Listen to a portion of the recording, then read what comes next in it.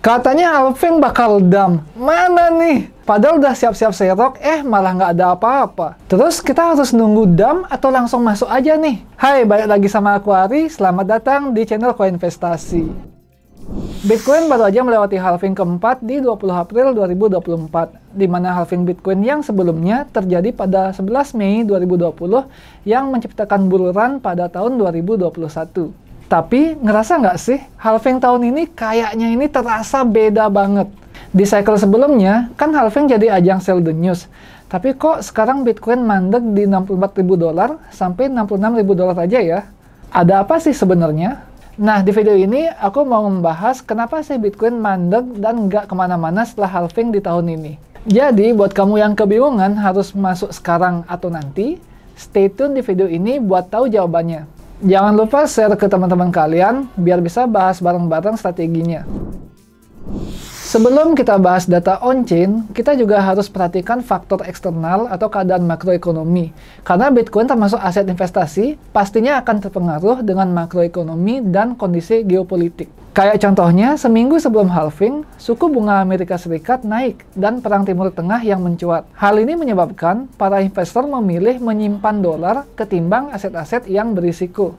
Apalagi di Amerika sana sedang musim tax season di mana para pengusaha dan individu sedang lapor pajak ke negara. Biasanya ada penyesuaian aset atau yang biasa disebut rebalancing di mana investor menyesuaikan aset mereka agar tetap balance, tidak ada yang berlebih atau berkurang. Ini dilakukan agar impact potongan pajak tidak terlalu besar di salah satu aset.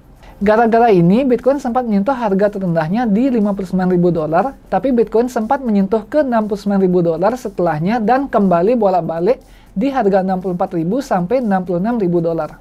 Nah, kalau dari support Bitcoin berada di $66.200 dan akan menuju resistance $66.700, dan kalau tembus akan menuju level $68.400. RSI dari Bitcoin juga di angka 59, di mana hal ini merupakan level normal dan tidak overbought atau oversell.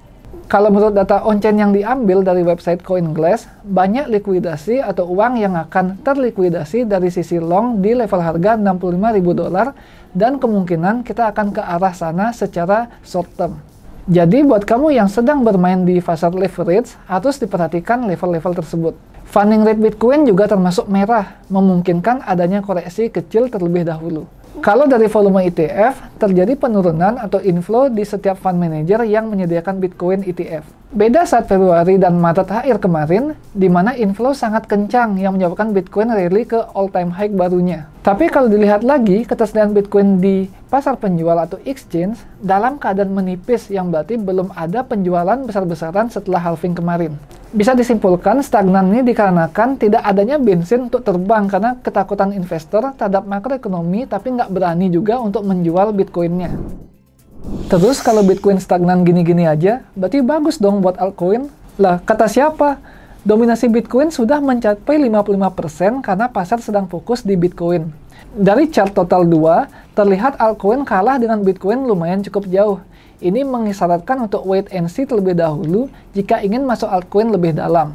Tapi kalau kamu yang memang suka berisiko, nggak ada salahnya mulai mencicil altcoin jagoan kalian yang menurut kalian narasinya masih pas dan ramai dibicarakan. Contoh, ada RWA sedang trending nih, kalian bisa mulai invest di token-token RWA. Kalau kalian mau cari referensi altcoin beserta narasi-narasinya, bisa cek video-video kita yang di bawah ini. Nah, itu tadi penjelasan singkat kenapa habis halving nggak ada apa-apa, nggak dump, dan juga nggak pump. Emang dari segi makroekonomi, Bitcoin terdampak dari perang kemarin dan kenaikan suku bunga kemarin. Tapi, banyak investor juga yang nggak mau jual Bitcoinnya. Nah, ini nih yang menyebabkan Bitcoin itu stagnan. Ini juga ngerembet ke altcoin yang harus menunggu konfirmasi Bitcoin mau naik atau mau turun. Nah, kalau turun, bakal halving lagi nih saldo kita. Nah, kalau menurut kamu gimana nih? Bakal turun atau bakal naik? Jangan lupa share dan like video ini, serta subscribe dan stay tune untuk video-video terbaru dari kita. Di Koinvestasi, semua bisa kripto.